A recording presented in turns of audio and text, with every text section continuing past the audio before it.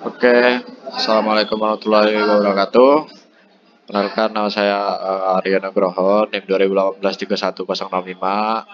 Hari ini saya akan mempresentasikan hasil kerja saya mengenai tentang analiti hierarki proses atau disingkat dengan AHP. Apa itu AHP? Dan meneliti hierarki proses atau disingkat AHP dalam metode untuk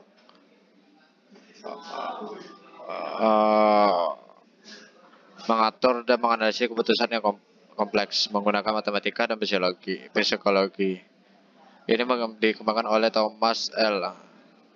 saat pada tahun 1970-an dan telah disempurnakan sejak saat itu. Ini berisi 3 bagian: tujuan akhir atau masalah yang Anda coba selesaikan, semua solusi yang mungkin yang disebut alternatif, dan kriteria yang akan digunakan untuk menilai alternatif. AHP memberikan kerangka rasional untuk keputusan dibutuhkan dengan mengatur kriteria dan pilihan alternatifnya, dan untuk menghubungkan elemen-elemen tersebut dengan tujuan keseluruhan. Berikut adalah contoh representasi visual dari semua langkah. Ada dibagi menjadi 3 bagian, yaitu pertama itu ada problem structuring, yang kedua itu ada evaluation, yang ketiga choice. Nah, ini contoh cara kerjanya. Contoh kerja AHP, kami telah menyebutkan bagaimana AHP untuk dilakukan karena dapat mengukur kriteria dan alternatif, tetapi seperti apa sebenarnya sebagai pengguna akhir pembantu prioritas. Anda akan melihat perhitungan yang terjadi di layar. Berikut ini sekilas perhitungan di balik hasil. Anggaplah keluarga Smith ingin memutuskan kota terbaik dan digali kota A, B, C, dan atau D. Tujuannya untuk menentukan kota mana terbaik dari kriteria budaya dekat dengan keluarga, pekerja, perumahan, dan angkutan. Mereka menimbang kriteria tersebut dan dibandingkan 4 kota alternatif dengan kriteria tersebut.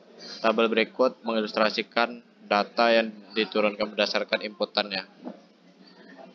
Secara umum, semua desimal akan berjumlah 1. Dan desimal yang lebih tinggi sama dengan prioritas yang lebih tinggi. Tabel 2 menunjukkan bagaimana kriteria dinilai satu sama lain. Melihat baris atas budaya menjadi skor 3. Di atas perumahan dan 5 di atas transportasi, sementara keluarga mendapatkan skor 5 di atas budaya. Dan pekerja mendapatkan skor 2 di atas budaya. Ini memberikan budaya 15,2% dari kriteria prioritas. Dengan kriteria yang paling penting adalah keluarga sebesar 43%. Nah, ini contoh dari yang tadi udah saya sampaikan itu di tabel 2. Nah, tabel 2 ini terdapat goals, culture, family, posting, jobs, transportation, prioritas. Nah, di dalam ini ada rating-rating yang sudah dinilai oleh AHP. Tabel berikut menunjukkan bobot setiap alternatif. Terdapat kriteria keluarga. Di sini kota C adalah yang paling dekat dengan keluarga, sedangkan kota D adalah terjauh. Ini akan diulangi. Nah, ini dia. Yang tabel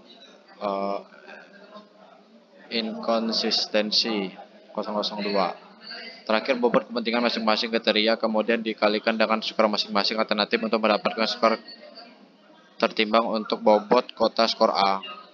Tambahkan semua kriteria baru untuk mendapatkan prioritas keseluruhan.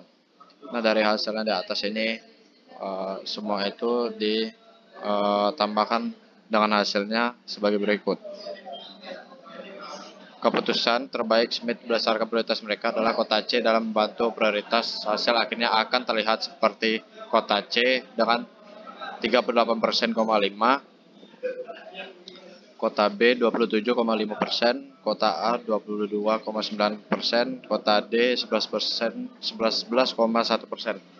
Seperti yang Anda lihat, ada banyak yang terjadi dan mungkin sulit untuk dipahami.